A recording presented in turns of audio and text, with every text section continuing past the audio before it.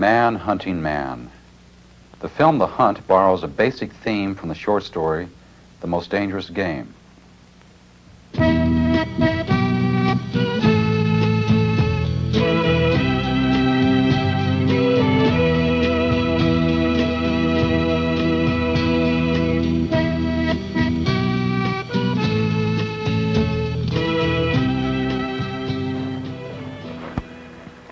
The Most Dangerous Game by Richard Connell has always been one of my favorite short stories.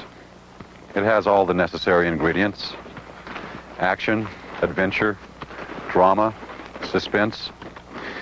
Ingredients which I believe would be exciting to see in a film. However, when transferred to the film medium, The Most Dangerous Game loses some of its credibility. What once seemed to be interesting characters on paper become contrived and almost unbelievable on film. The problem is that the characters are actually difficult to identify with. In The Most Dangerous Game, Connell uses two major characters, General Zaroff and Rainsford. Both are established as famous big game hunters who have roamed the world, gaining recognition for their daring expeditions. General Zaroff, no longer finding any challenge in hunting animals, challenges Rainsford to the ultimate hunting test. One man's wits and skill pitted against the other's. What I did with The Hunt was to throw the terrifying situation into the laps of two average contemporary men, Richard and Lyle. Don't worry, Lyle. Next one's yours. Come on, let's go tag him. Pick him up on the way back. Richard is adapted from the Rainsford character in The Most Dangerous Game, and Lyle is an added character, bringing a new dimension to the film. Richard eventually meets up with Williams, the eccentric old hunter, who is adapted from the General Zaroff character in Connell's story. Yeah, it's my favorite sport. To you, it's a sport. To me, it's my life.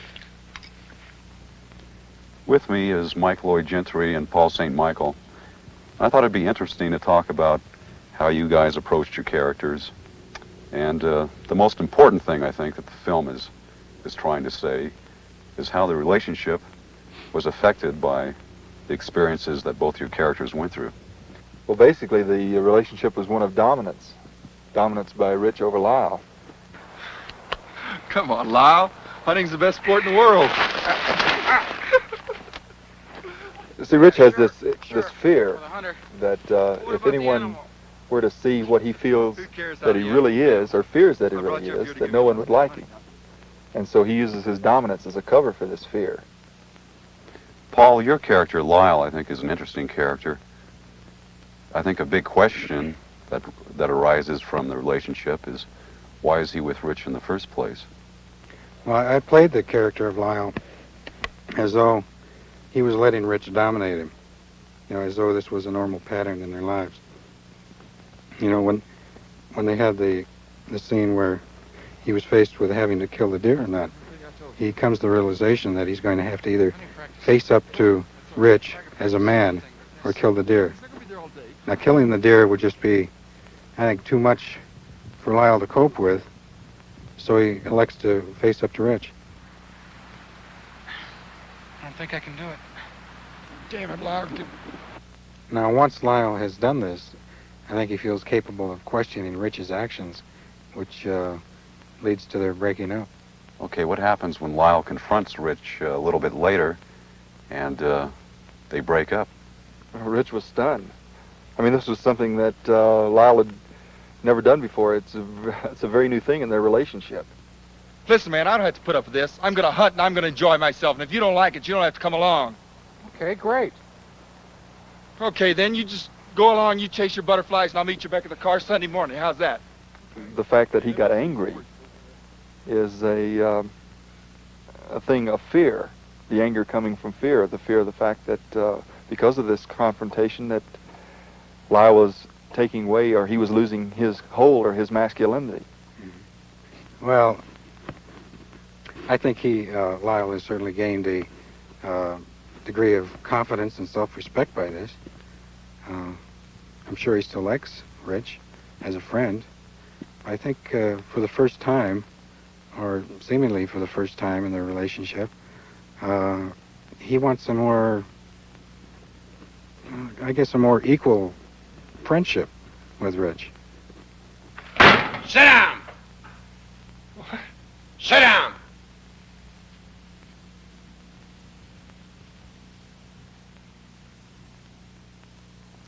Joining Mike and me is Jerry Creamer. And Jerry, I think that your character, Williams, is perhaps the most interesting character. He goes through so many changes. How did you feel about the character Williams? Well, I felt that he was a recluse. He had dropped out of society, felt that people had wronged him, and he devoted all his energies to becoming super hunter. It was probably an overcompensation for a feeling of weakness, that type of thing. Jerry, how did you view Richard Baker's character? Well, after the first few exchanges, he became aware of qualities in Baker that he knew he had himself. What'd you expect to find up here, a tiger? No, an elephant. Pretty cocky, huh? This fascinated him. Well, you hungry? He recognized himself as a young man in Baker, and he toyed with him. He played a game. He knew exactly what buttons to push and how to maneuver him, because it was himself, basically, that he was playing the game with. Why was it that Williams acted so erratically? One moment friendly, the other moment unfriendly. Well, he had lived apart from society for so long that I really think that he had lost touch with reality. It's murder. Baker, life is for the strong, to be lived by the strong. The weak of the world were put here to give the strong pleasure. I'm strong, why shouldn't I use my gift? But you're talking about men. Exactly. They can reason, therefore they are dangerous. Well, look, Mr. Wilkes, I'm not trying to argue with you. He would go into his fantasy and then be rational, I'm sure, at times, but there was a fine line there. In the scene with Jerry, I think this is probably the first time in the film that we see Richard in a situation where things aren't quite the way that he likes them to be. How did you see Richard as approaching Williams at first? Well, I think when Richard first saw Williams, he felt that there was someone that he could control or someone he could bend to his own will. In order for Richard to feel at ease in a situation, he has to feel like that he's in control. But I think the first big point was when Williams took Rich's food away. Maybe? What the hell do you mean, maybe? You don't know a damn thing about hunting, do you? That was definitely a turning point in the film for Rich. I believe at that point, Rich felt that he was dealing with someone that just wasn't very stable or wasn't too sane, and figured the best thing to do was to make an exit. Mike, I think that probably the most questionable thing about Baker's character is why did he stay in the cabin after Williams told him good night? Well, for one thing, Williams had Rich's expensive hunting rifle, which he didn't want to part with, but that wasn't the main thing. If you refuse to see the truth, then there's no point in going on. I suggest you get some sleep and rebuild your strength.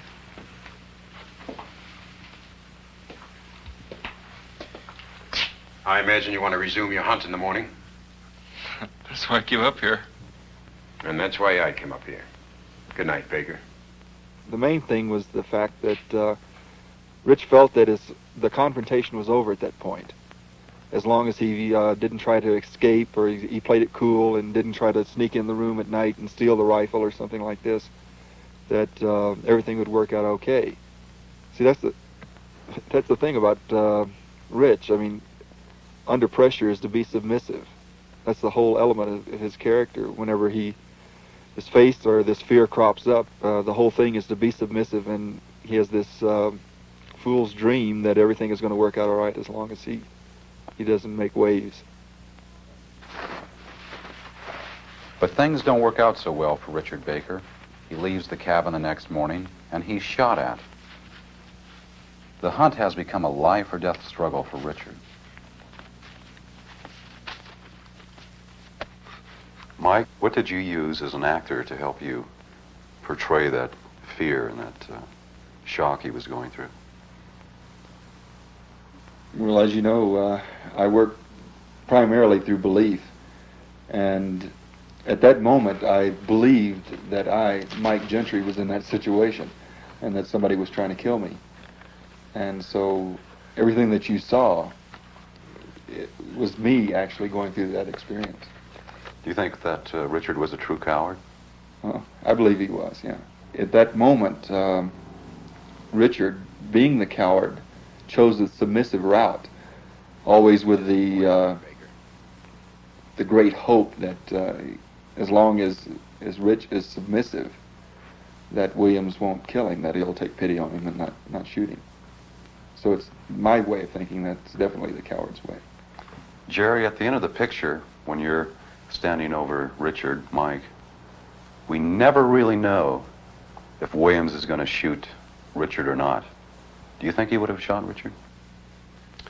Well, it's hard to say. As we've discussed, he would go in and out of his fantasy reality world. At some level, if he had killed Baker, he would have been destroying the thing that he hated in himself, that weakness and cowardice. You disappointed me, Baker. But at another level, he would have been destroying himself. Paul, at the last scene, when Lyle is behind the tree and he sees that Richard is in the midst of probably being killed by Williams, and Lyle has to make that ultimate decision of allowing Richard to be killed or shooting Williams, what did you use as an actor to help you portray that particular dilemma? Well, as you know, Dave, it's kind of difficult to play a scene when you have no personal experiences to draw from. So what I tried to do was visualize what I might have done had I been in Lyle's situation. Now, of course, having never been in that situation and hoping to never be, I can't really say that I would have done or I would do exactly what Lyle did. In The Hunt, we have basically several themes. There's the conflict between the two hunters, Williams and Richard Baker, reworked from the short story, The Most Dangerous Game.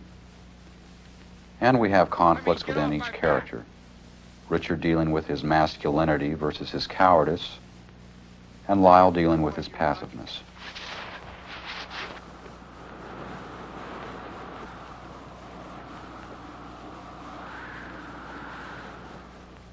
What the two friends realize in that final glance at one another, this is the basic theme of the film. The relationship between Richard and Lyle and how it is changed by the hunt.